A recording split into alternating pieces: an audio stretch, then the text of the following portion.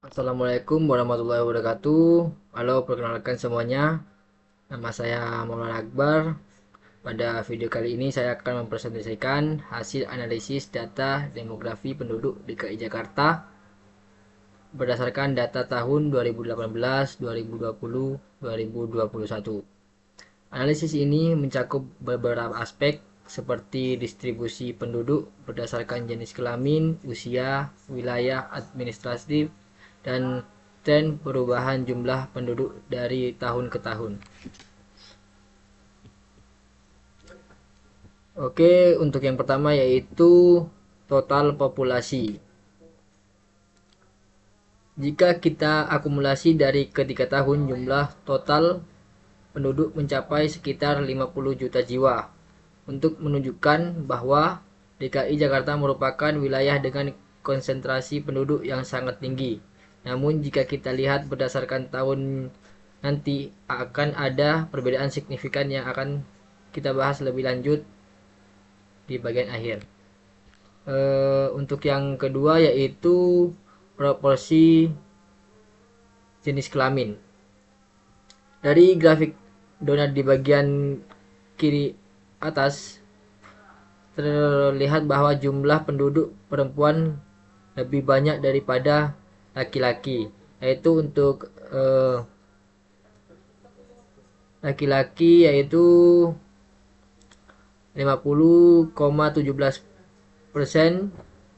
atau 28 juta. Untuk perempuannya yaitu 49,83% yaitu 23 juta.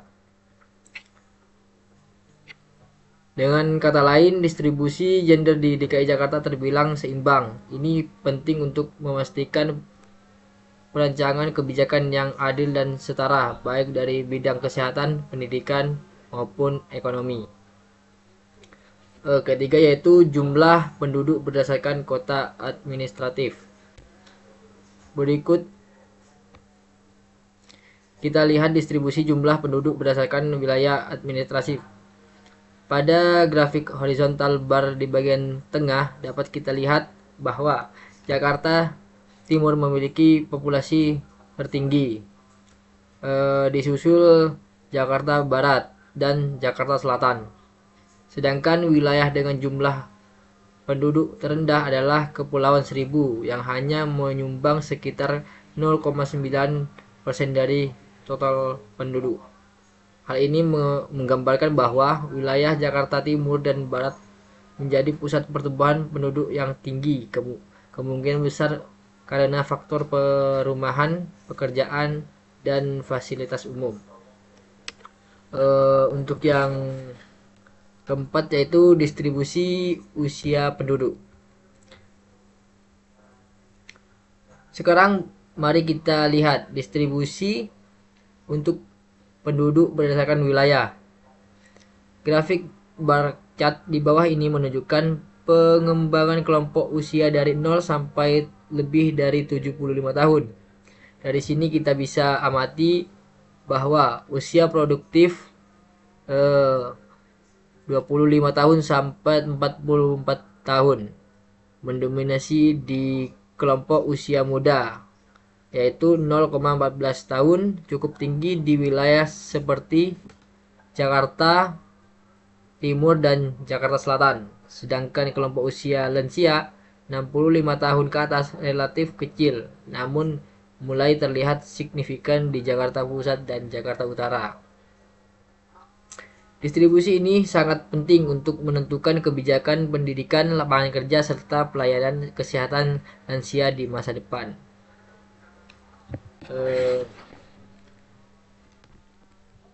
Yang kelima yaitu proporsi penduduk berdasarkan tahun. Pada diagram P di kanan bawah terlihat bahwa 20 tahun 2020 mencatat jumlah tertinggi yaitu 23 juta jiwa, diikuti oleh tahun 2018 dengan 22 juta jiwa. Namun pada tahun 2021 jumlah penduduk turun drastis menjadi 10 juta jiwa. Penurunan ini kemungkinan berdasarkan dipengaruhi oleh berbagai faktor seperti dampak pandemi COVID-19, urban outmigration, atau perubahan data percatatan.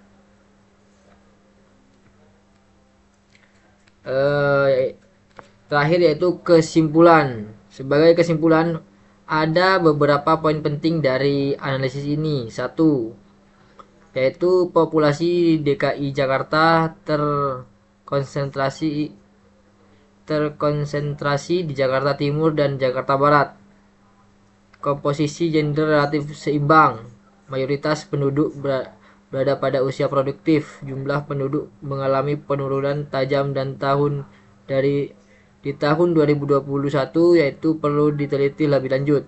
Analisis seperti ini sangat berguna bagi pemerintah dan pemangku kepentingan dan perencanaan kebijakan sosial, ekonomi, dan infrastruktur yang lebih tepat sasaran.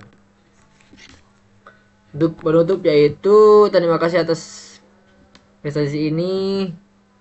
Semoga analisis ini bermanfaat. Jangan lupa like dan subscribe jika Anda suka video seperti ini. Terima kasih.